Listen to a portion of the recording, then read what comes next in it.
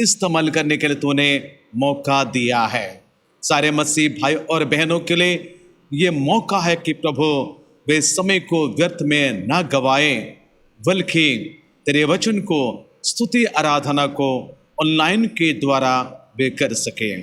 पुनर्बार प्रभु यीशु मसीह आज के आराधना के शुरू से लेकर अंत की सारी बातों को, गीतों को, भजनों को, वचनों की तमाम बातों को प्रभु तेरे हाथ में समर्पण करते हुए प्रार्थना यीशु मसीह के नाम से मांगते हैं, आमीन।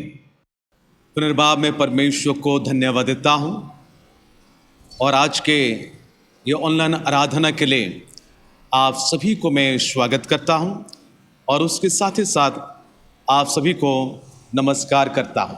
परमेश्वर आज की आराधना के द्वारा आप सभी को बहुत ऐसे आशीष दे और अनुग्रह करें। तो आइए प्यारे दोस्तों, देर ना करते हुए हम कलीसिया की सूचना की ओर जाएंगे। मैं हमारे सचिव भाई सामल महापात्र से अनुरोध करता हूँ कि वे कृपया सामने होंगे और आप सभी को आज की सूचना और आने वाले दिनों की सूचना की ओर अगुवाई करेंगे। सबसे पहले मैं परमेश्वर पिता का धन्यवाद देता हूँ कि उन्होंने हमें ये सुंदर अवसर दिया कि आज हम फिर से परमेश्वर के भवन में उपस्थित होकर आप सबों को ये सूचित करने का मौका परमेश्वर ने दिया है, इसलिए मैं परमेश्वर को धन्यवाद देता हूँ। जैसा कि हम आपको पहले भी सूचना दिए हैं, कोविड के दूसरी लहर के तहत चर्च के हर गतिविधि को बंद रखा गया है। यूट्यूब के माध्यम से आराधना संचालित होगी। इसके अलावा किसी भी प्रकार का ब्रांच के द्वारा कोई भी कार्यक्रम अभी स्थगित रखा गया है। महिला समिति, उद्योग समिति, Sunday school, prayer meeting, Thursday prayer, आप सबों से अनुरोध है कि प्रार्थना में रहें और ये विशेष जो दौर अभी गुजर रहा है, हमारे कलीसिया के कई परिवार इसमें संक्रमित हैं, आप प्रार्थना में रहें। और साथ ही साथ एरिया कलेक्टर से भी अनुरोध है, जब आपके पास जाते हैं तो आप अपना जो सहयोग राशि उसे अवश्य दें। इसके अलावा जैसे पिछले बार आप लोगों ने कलीसिया को सहयोग किया था, प्रार्थना के साथ साथ जब एनवलप आपको दिया जाता है, आप अवश्य ही अपना दान जो परमेश्वर के भवन के लिए आप देते हैं अवश्य दें। परमेश्वर आप सबों को आशीष दे। नमस्कार। सूचना के लिए हम हमारे सचिव को धन्यवाद देते हैं। तो आइए इस समय परमेश्वर के वचन की ओर जाने से पहले अपने मनों को तैयार करेंगे, अपने जीवन को हम तैयार करेंगे। आप अपने घर में हैं, हमारे ये विश्वास है, इसलिए मैं आप सभी से अनुरोध करता हूँ, हम अपने अपने स्थानों में खड़े हो जाएंगे। हमारे जवानों ने, हमारे आराधना के मंडली ने आप सभी को आराधना में अगुवाई करेंगे। आप सभी उस हमारे आराधकों के साथ परमेश्वर की आराधना करेंगे।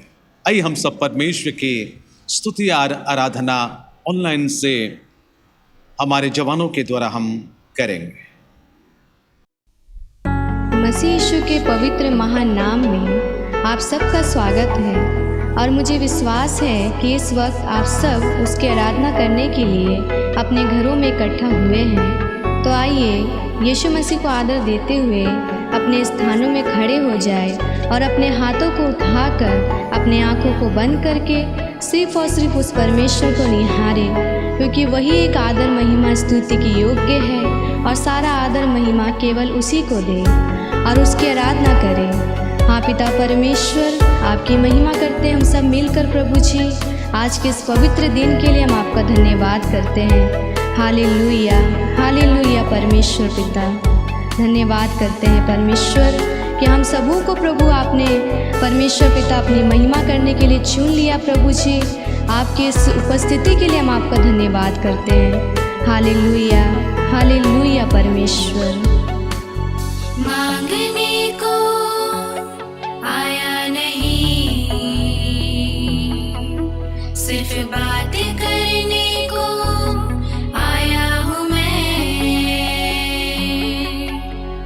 मांगने से भी बढ़कर है दिया, तेरे लाडलों को तूने मेरे मसीह। मांगने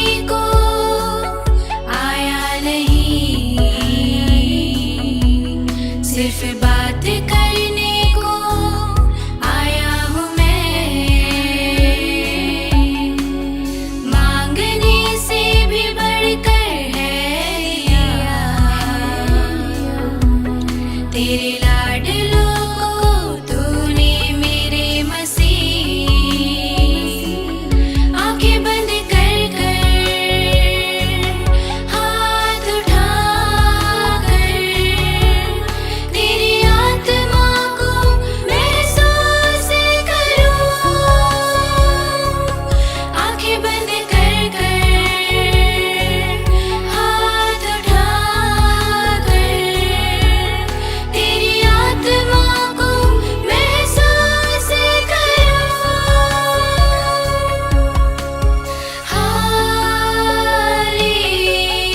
हालेलुया,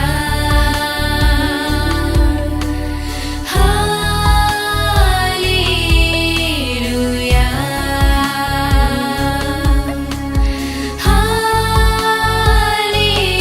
हालेलुया,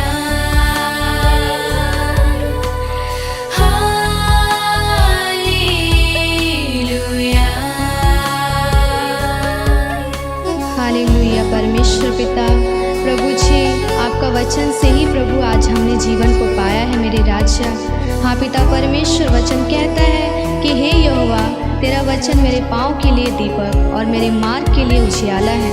हाँ पिता परमेश्वर प्रभु, तू महान है प्रभु, तू अति स्तुति की योग्य है परमेश्वर पिता। धन्यवाद करते हम सब आपका परमेश्वर।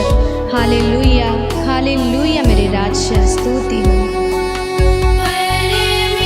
परमेश्वर आत्मा है, सच्ची आत्मा से आराधना करो। सच्चे आराधक को हाँ वो ढूंढ रहा है। सच्ची आत्मा से आराधना करो।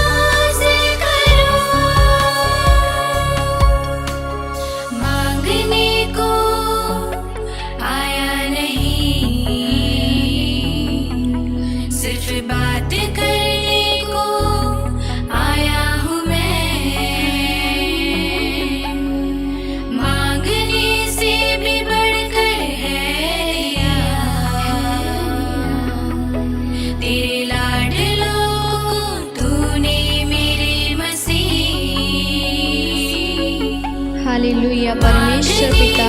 हाँ पिता परमेश्वर, हम सब लोग प्रभु तुझी से प्रार्थना करते हैं मेरे राजा। हाँ पिता परमेश्वर प्रभु जी, हम विश्वास करते हैं प्रभु कि आपकी महिमा परमेश्वर हम सब मिलकर करते हैं मेरे राजा, और आप भी हमारे बीच में है परमेश्वर। इसके लिए भी आपका धन्यवाद करते हैं राजा। आज के आराधना को परमेश्वर पिता हम तेरे हाथों में सौंपते हैं, तेरे लोगों को परमेश्वर पिता हम तेरे हाथों में सौंपते हैं। और परमेश्वर पिता जैसी आपकी इच्छा है प्रभु, आप वैसे हर एक के जीवन में प्रभु जी आप कार्य कर परमेश्वर, क्योंकि प्रभु आप हर एक के आंसू को पोंछता है मेरे राजा। आप किसी की आंखों में आंसू देखना नहीं चाहता है प्रभु जी, चाहे जैसी भी स्थिति में हो परमेश्वर। हर एक की प्रार्थना को सुनने वाला परमेश्वर प्रभु, धन्यवाद करते हैं राजा, क्योंकि परमेश्वर पिता आप ही ने कहा है प्रभु कि तुम्हारा हृदय दृढ़ रहे, क्योंकि तुम हियाव बंधो और यहोवा पर भरोसा रखो। हालेलुया परमेश्वर, सारी बातों को परमेश्वर पिता हम तेरे हाथों में सौंपते राजा। प्रभु वैसे ही प्रभु हर एक के जीवन में प्रभु कार्य कर। आज का वचन को और तेरे लोगों को परमेश्वर पिता हम तेरे हाथों में सौंपते राजा। परमेश्वर पिता हम सब लोगों को परमेश्वर पिता तेरे ही हाथों में सौंपते राजा।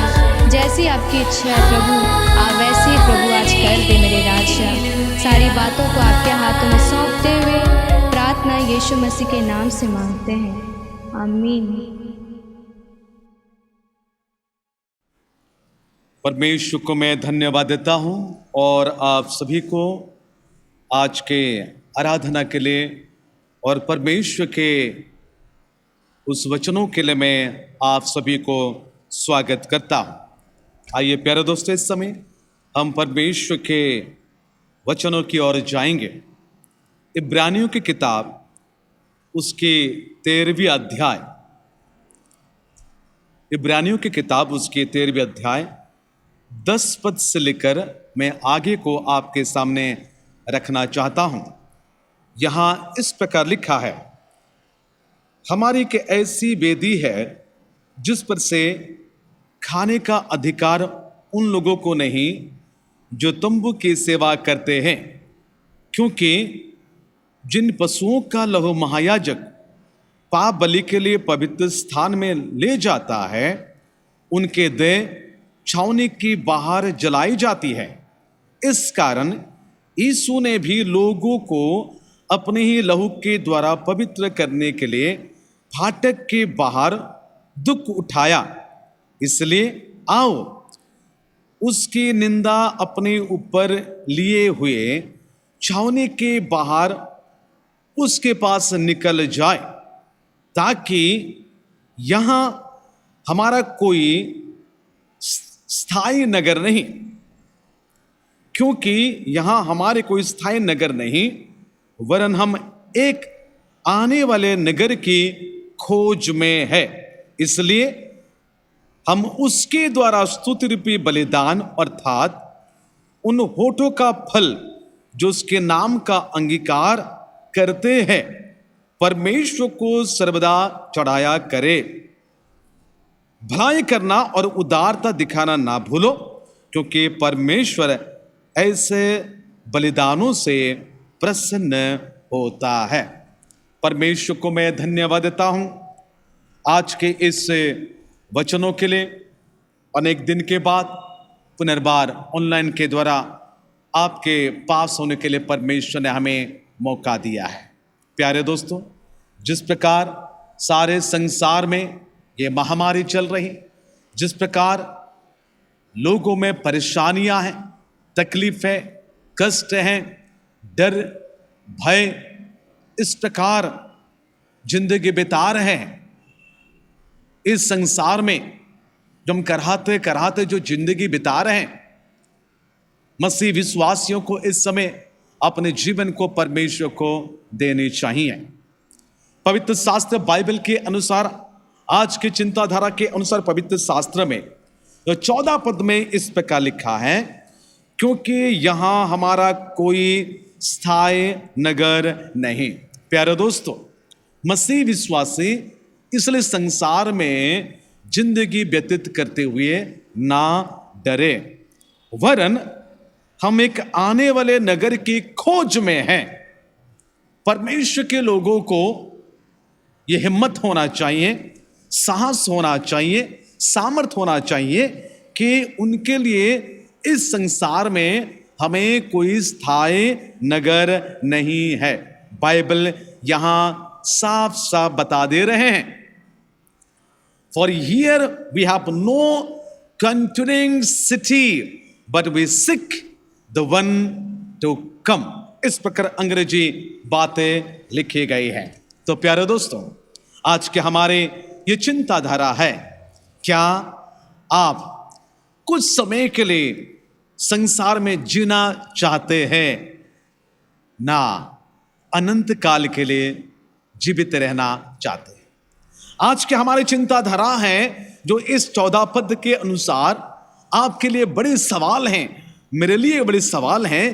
क्या आप और मैं थोड़े समय के लिए इस संसार में जीना चाहते हैं, या अनंत काल के लिए हम जीना चाहते हैं। यहां इस पद में लिखा है, क्योंकि यहां हमारा कोई स्थायी नगर नहीं है। जब स्थायी नगर ही नहीं है तो क्या आप इस संसार में बहुत काल तक जी सकते हैं? नहीं प्यारे दोस्तों, आपको थोड़े समय के लिए ही इस संसार में जीना है, क्योंकि बाइबल बता रहे हैं कि मेरे जीवन और आपके जीवन थोड़े ही है। ये छोटे से जिंदगी प्यारे दोस्तों, बाइबल बता रहे हैं ये बलिस्ती भर की जिंदगी है, मुट्ठी भर की जिंदगी में हम जी रहे हैं। पवित्र शास्त्र बाइबल के अनुसार जब आप अध्ययन करते हो पुराने नियम को, उत्पत्ति किताब को, वहां इस प्रकार हमें जीवन की स्टैटिस्टिक्स बताया जाता है कि नूह के जल प्लावन से पहले इंसानों के जीवन की समय सीमा देखा जाए एवरेज में 846 वर्ष का थी। एवरेज में देखा जाए तो नूह के जल प्लावन के समय से पहले इंसानों की, मानव जाति की जीवन की सीमाएं जो थी 846 है, और उसके बाद जल प्लावन हो जाने के बाद मानव जाति की, उनके जीवन की जो सीमाएं थी 393 के थे, 393 का उनके जीवन की लंबाई थी। उसके बाद मूसा की बातें जब आती है, परमेश्वर के वचन के अनुसार जब भजनकार को हम जाते हैं, उसके 90 का 10 पद को हम पढ़ते हैं, वहां लिखा है बल के कारण 70 या 80 हो सकता है, ऐसी बातें लिखा है। उससे ज्यादा भी हो जाएगा तो क्या हो जाएगा प्यारे दोस्तों, अगर आप अपने जीवन को परमेश्वर को नहीं दिया है तो। इसलिए पवित्र शास्त्र बाइबल के अनुसार इस 12, 13, 14 पद हमें यह कहता है, हम इस संसार में एक तीर्थ यात्री के समान होकर हम आए हैं, जो कि पहला पतरस 2 अध्याय का 11 पद में ये बातें लिखी गई है। पहला पद मैं आपको इस पद को पढ़कर रखना चाहता हूं कि आपके जीवन क्या है या मेरे जीवन क्या है। यहां लिखा है, हे प्रियो, मैं तुमसे विनती करता हूं कि तुम अपने आप को परदेसी और यात्री जानकर उन सांसारिक अभिलाषाओं से जो आत्मा से युद्ध करती हैं बचे रहो। प्यारे दोस्तों, परमेश्वर का वचन हमें यह कहता है कि तुम अपने आप को परदेसी और यात्री जानकर इस संसारिक अभिलाषाओं से बचे रहने के लिए भक्त हमें कहता है। तो क्या लिखा है, हम आने वाले नगर की खोज में है। आने वाले नगर क्या है? प्रकाशित वाक्य को आप अच्छी रीति से जानते हैं, वहां लिखा है आने वाले नगर क्या हो सकता है, उसके 21 अध्याय का 1, 2, 3, 4 पद के अनुसार आपको बताई जाती है। तो मैं पढ़ देना चाहता हूं 1 और 2 पद को प्रकाशित वाक्य 21 अध्याय में। फिर मैंने नई आकाश और नई पृथ्वी को देखा, क्योंकि पहला आकाश और पहले पृथ्वी जाती रही थी और समुद्र भी ना रहा। फिर मैंने पवित्र नगर नए यरूशलेम को स्वर्ग से परमेश्वर के पास से उतरते देखा, वह उस दुल्हन के समान थी जो अपने पति के लिए श्रृंगार किए हो। प्यारे दोस्तों, मेरे माँ बहन, मेरे बहन, पवित्र शास्त्र बाइबल के अनुसार ये पवित्र यरूशलेम ने, स्वर्गीय यरूशलेम ने अपने आप को सजाकर वगैरह आ रहे हैं, तो आपको और मुझे संसारिक नहीं पर आत्मिक सजाव होकर जीवन को व्यतीत करना है, क्योंकि हमें उस नगर को जानी है, उस स्वर्ग को जानी है जो पवित्र शास्त्र कहा जाता है। यानी यरूशलेम एक पवित्र नगर है, वो पवित्र सिटी है प्यारे दोस्तों। जबकि बाइबल में बेबीलोन को बड़ा नगर कहता है, बेबीलोन को बड़ा नगर बेबीलोन कहा जाता है, वो गंदगी से डूबा हुआ था। पर यरूशलेम ये पवित्र नगरी है। आप और मैं जिस संसार में रहते हैं, जिस नगर में रहते हैं, क्या यह पवित्र है प्यारे दोस्तों? नहीं, यह पवित्र नहीं है। यह सड़ा हट है, यह गंदगी में डूबा हुआ यह नगर है। जब ये गंदगी में डूबा हुआ यह नगर है तो आप इस नगर में कैसे अधिक साल तक रहोगे? यानी आपको इस नगर से कुछ करके आपको अपने नगर को जाना होगा, जो हमें इस इब्रानी किताब के द्वारा बताई जाती है कि हम उस एक नगर जो आने वाले हैं उसकी खोज में हैं। अगर उस नगर को मुझे और आपको अगर जाना ही है तो उससे पहले कुछ शर्त लगाई जाती है। कुछ शर्त लगाई जाती हैं। शर्त मुझे और आपके लिए इस प्रकार की है जो इब्रानी 13 अध्याय का 13 पद में लिखी जाती है। इब्रानी 13 अध्याय का 13 पद में इस प्रकार शर्त मेरे लिए और आपके लिए उस नगर को जाने के लिए यह है, इसलिए आओ। पवित्र शास्त्र बाइबल में लिखा है, इसलिए आओ उसकी निंदा अपने ऊपर लिए हुए छावनी के बाहर उसके पास निकल चले। यह पवित्र शास्त्र बाइबल में लिखा हुआ है। यानी कहने का यह अर्थ है, परमेश्वर के लोगों को अगर उस नगर को जाना चाहते हैं तो आपका और मेरा जीवन एक पृथक जीवन होना चाहिए। यानी Christian life should be separation life होना चाहिए। अगर हम अलग किए हुए जिंदगी अगर नहीं होंगे, हमारे जीवन इस संसार से पृथक नहीं होंगे, तो स्वर्ग कैसे जा पाएंगे? तो पवित्र शास्त्र बाइबल के अनुसार आपको और मुझे अलग होना है। ना क्यों? 11 और 12 पद में लिखता है, यीशु मसीह खुद नगर से बाहर चले जाते हैं सैक्रिफाइस होने के लिए, बलिदान होने के लिए। ना कैसा लिखा? लिखा है क्योंकि जिन पशुओं का लहू महायाजक पाप बलि के लिए पवित्र स्थान में ले जाता है, वो पवित्र स्थान में ले जाता है और उसके बाद उनके देह छावनी के बाहर जलाई जाती है।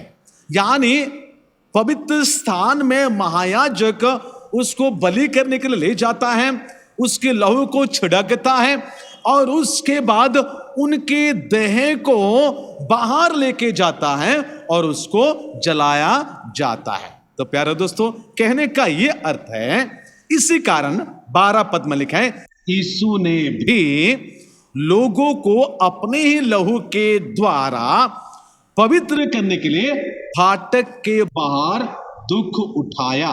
यानी आपका यीशु मसीह, मेरे यीशु मसीह यरूशलेम के शहर के भीतर उसको क्रूसिफाइड नहीं किया गया।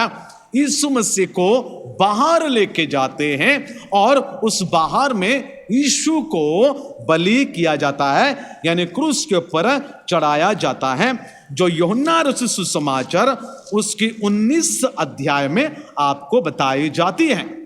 यूहन्ना 19 का मैं 15 पद से लेकर 17 पद तक थोड़ा मैं पढ़ देना चाहता हूं, सुनिएगा। लिखा है यूहन्ना 19 उसकी 15 से लेकर 17 लिखा है, परंतु वे चिल्लाए, ले जा, ले जा, उसे क्रूस पर चढ़ा।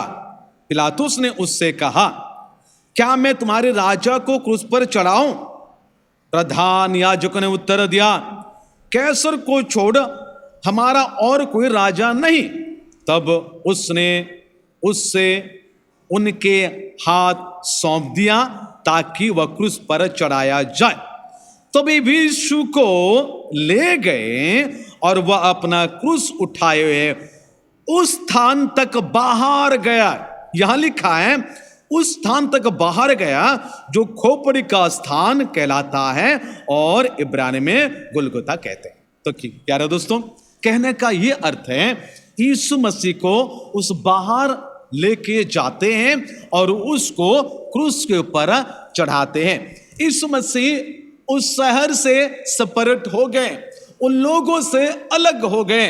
इसलिए आज तभी यीशु मसीह के वचन के अनुसार मुझे और आपको अगर उस नगर को अगर जाना है जिसकी आस में हम हैं, जिसकी धन्य आशा में है, हमें एक आने वाले नगर की खोज में है, उस नगर को अगर जाने के लिए अगर हम चिंता करते हैं तो हमें अलग होकर जीवन को बिताना है, जो इस पुस्तक में लिखा हुआ है।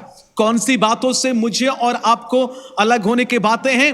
सारे पापमय जीवन से मुझे और आपको अलग होना है। ये कैसे हो सकता है? क्या मैं अपने आप को उसको कर सकता हूं? प्यारे दोस्तों, यद्यपि ये असंभव है, लेकिन मेरे प्रभु यीशु मसीह के लिए ये संभव है। इसलिए प्रभु यीशु मसीह अपने पवित्र आत्मा को मुझे और आपको दिया गया, ताकि पवित्र आत्मा मुझे बताएगा और मुझे अगुवाई करके लेते जाएगा। जब तक पवित्र आत्मा आपके जीवन को आपके गंदगी से, आपके पापों से आपको बचाएगा नहीं, आपको लेके बाहर ले नहीं जाएगा, तब तक आप उस राज्य के लिए आप तैयार नहीं हो पाएंगे। इसलिए पवित्र शास्त्र बाइबल हमें बता रहा है कि आपकी सारी पाप पूर्ण जीवन से आपको अलग होना है। दूसरी बात है, इंसान संदेह के मारे जीवन को बिता रहे हैं। यीशु ने कहा उन पर विश्वास करने के लिए, भरोसा रखने के लिए, पर यीशु पर ही जो संसार संदेह लगाती है, आज भी हम संदेह लगाकर ही जीवन को बिता रहे हैं। इसलिए संदेह पूर्ण जीवन से दूर रहना है। तीसरी बात ये परमेश्वर के लोगों को ये बता देना चाहता हूं कि परमेश्वर की अप्रसन्नताजनक काम ना करे अगर आप उस नगर में जाना चाहते हो, क्योंकि बाइबल ये बता रहे हैं, बाइबल हमें ये बता रहे हैं, क्योंकि यहां हमारा कोई स्थायी नगर नहीं है।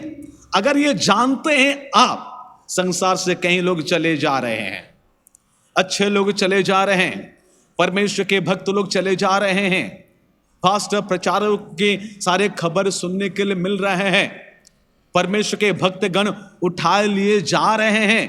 प्यारे दोस्तों, आपको और मुझे ये चिंता करना है, जिस घर में रहते हैं, जिस संसार में आप रहते हैं, ये संसार आपके घर नहीं है और ये स्थायी नहीं है।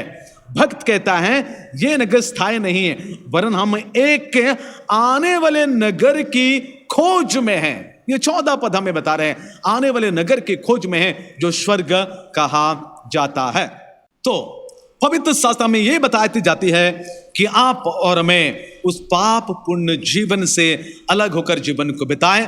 सारे संदेह से, चाहे परिवार का हो, चाहे पति पत्नी का हो, चाहे जो कोई भी बातें क्यों ना हो, यह संदेह पूर्ण जीवन से हमें दूर बिताना है और परमेश्वर को प्रसन्नता के काम करना है। कोई भी रीति से, किसी रीति से भी हम परमेश्वर के अप्रसन्नताजनक काम ना करें, जिसमें हम उस देश जाने से हम बच जाएंगे, उस देश को हम जा नहीं पाएंगे।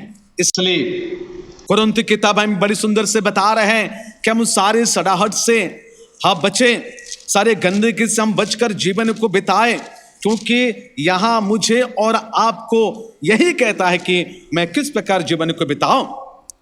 दूसरा कुरिन्थी 6 अध्याय का 14 पद से लेकर 17 पद तक आपको यह बताया जाता है, असमान जुआ में ना जोतने के लिए।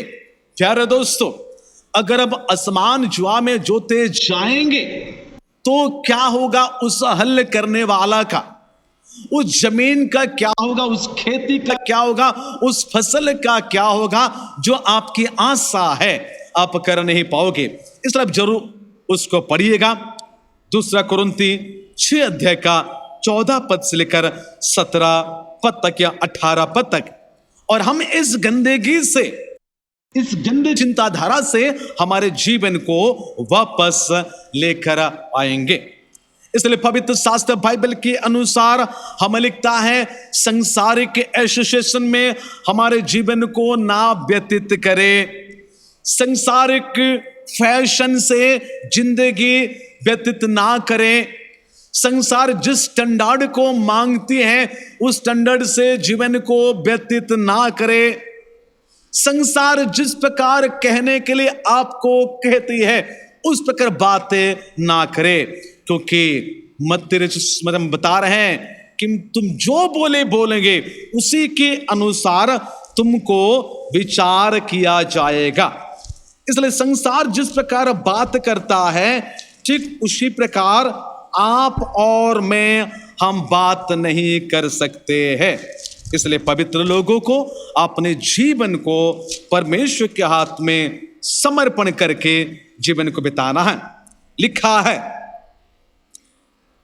क्योंकि मत्ती रचित सुसमाचार 12 अध्याय का 37 पद के अनुसार, क्योंकि तो अपनी बातों के कारण निर्दोष और अपनी बातों के कारण दोषी ठहराया जाएगा।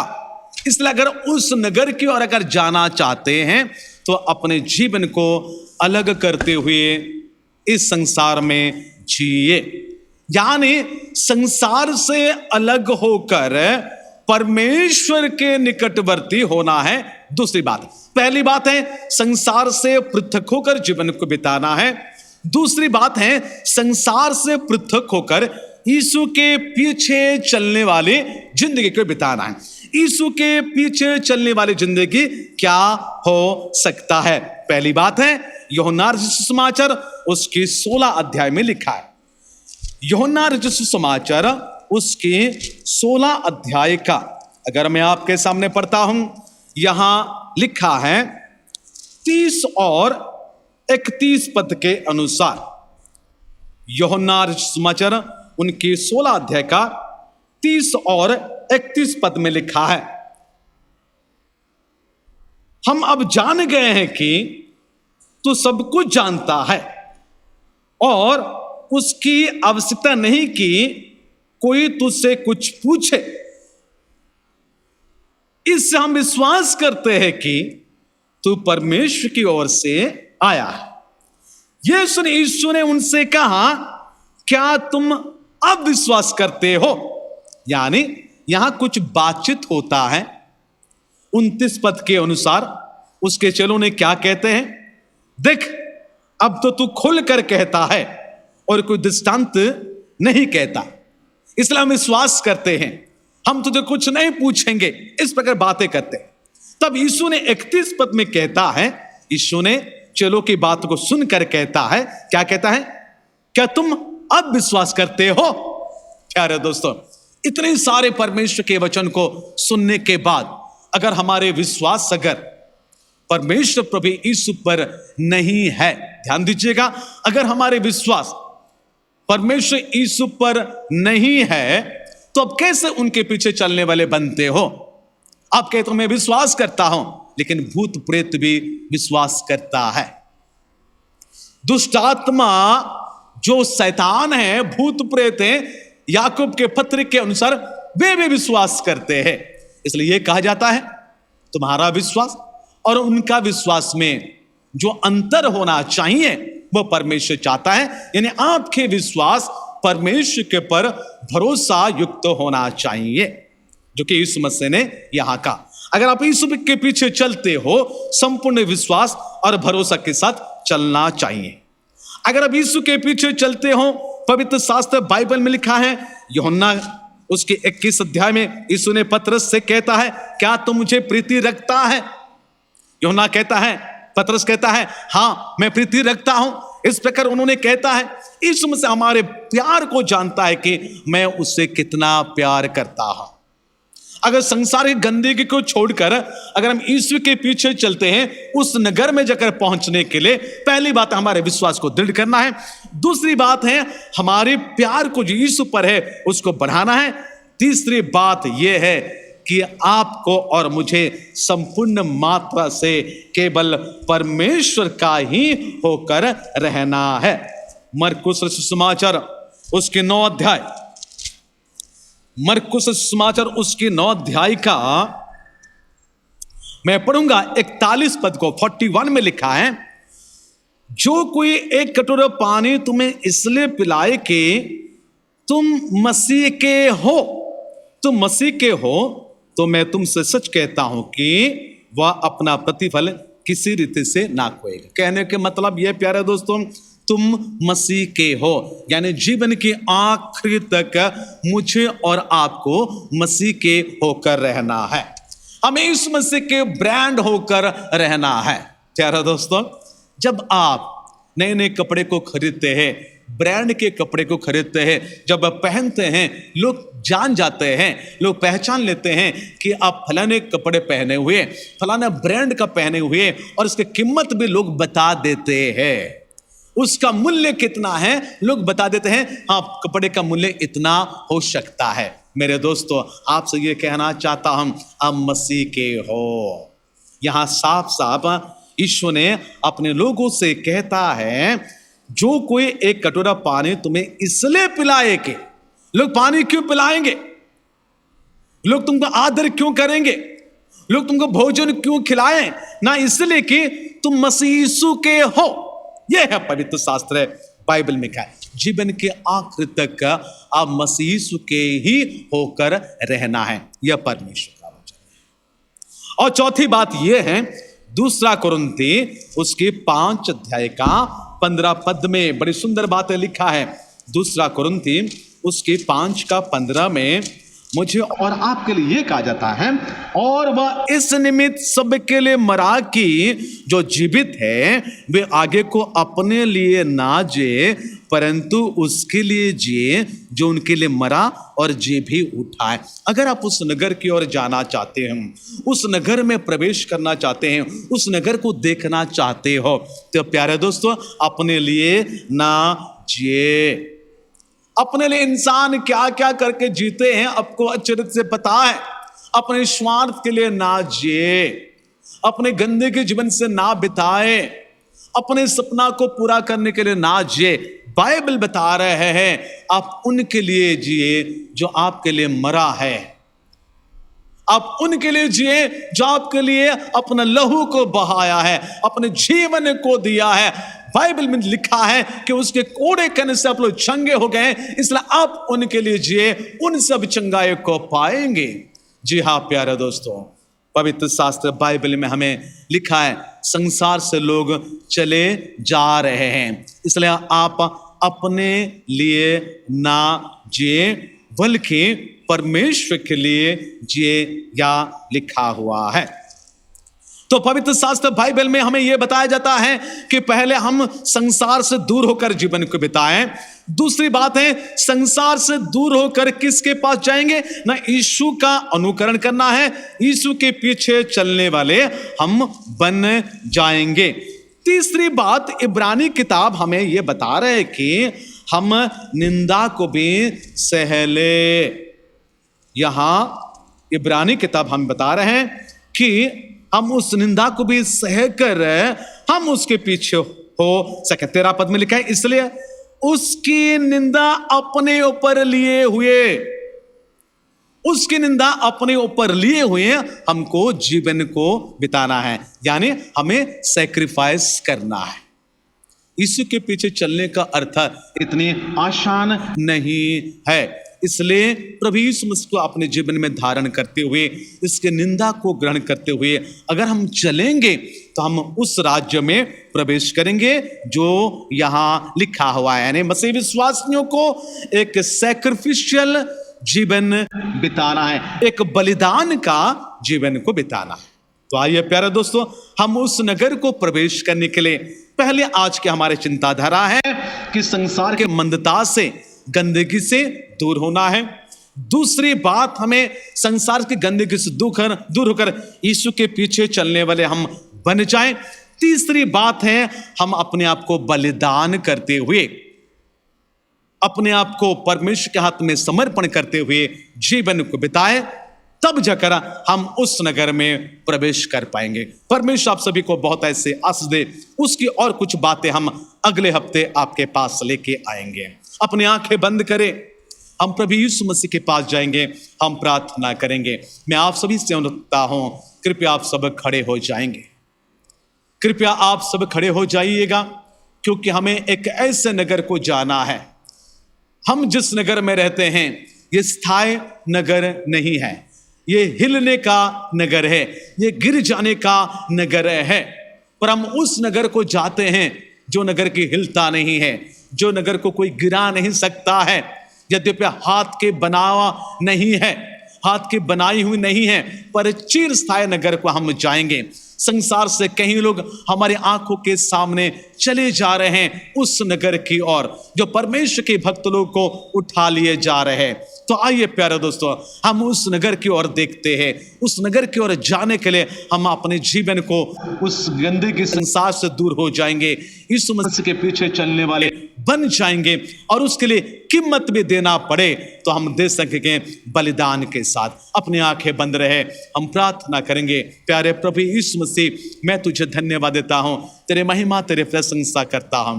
प्रभु तेरे लोगों को तू बहुत ऐसे आशीष देना ताकि जबकि ये महामारी आ चुका है संसार में बीते साल से, प्रभु तेरे लोगों को दिन प्रतिदिन तो प्रस्तुत कर देना, क्योंकि ये संसार उनके घर नहीं है, ये घर द्वार हमारे स्थायी नहीं है।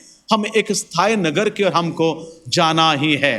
प्रभु यीशु मसीह, ये सारे नजरिया देखते हुए अपने अपने जीवन को परिवर्तन करने के लिए तेरे लोगों को तू कह दे।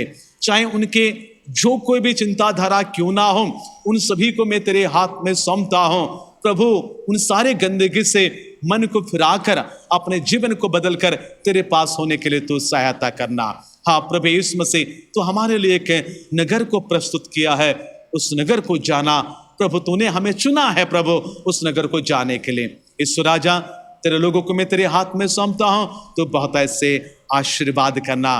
प्रभु यीशु मसीह, बाहर में जितने लोग आज के चैनल को देख रहे हैं उन सभी को भी तू आशीष दे, तो अनुग्रह कर। बीते दिनों में कई लोग प्रभु, हमारे जान पहचान के लोग, हमारे परिवार के लोग प्रभु इस संसार को छोड़कर चले गए, चाहे छोटे हो या बड़े, उन सभी के परिवारों को तेरे हाथ में सौंपते हैं। उन सभी के परिवार को तो आशीष दे, सांत्वना देना। प्रभु जाति विजाति अनेक लोग प्रभु इस महामारी से चले जा रहे हैं, उन सारे शोकित परिवारों के लिए हम प्रार्थना करते हैं, प्रभु शांति देना। प्रभु हमारे देश को तू सुरक्षा में रखना, हमारे राज्य को, हमारे इस शहर को भी प्रभु तेरे सुरक्षा में तू हमें छिपा कर रखना, ताकि प्रभु यीशु मसीह तेरी इच्छा को हम जान सकेंगे और तेरे मार्ग पर हम चल सके। प्यारे प्रभु, पुनर्बार तेरे लोगों को जो इस समय घर में रहकर प्रभु तेरे वचन को सुनते स्तुति आराधना करते हैं, हर एक को तू बहुत ऐसे आशीष दे।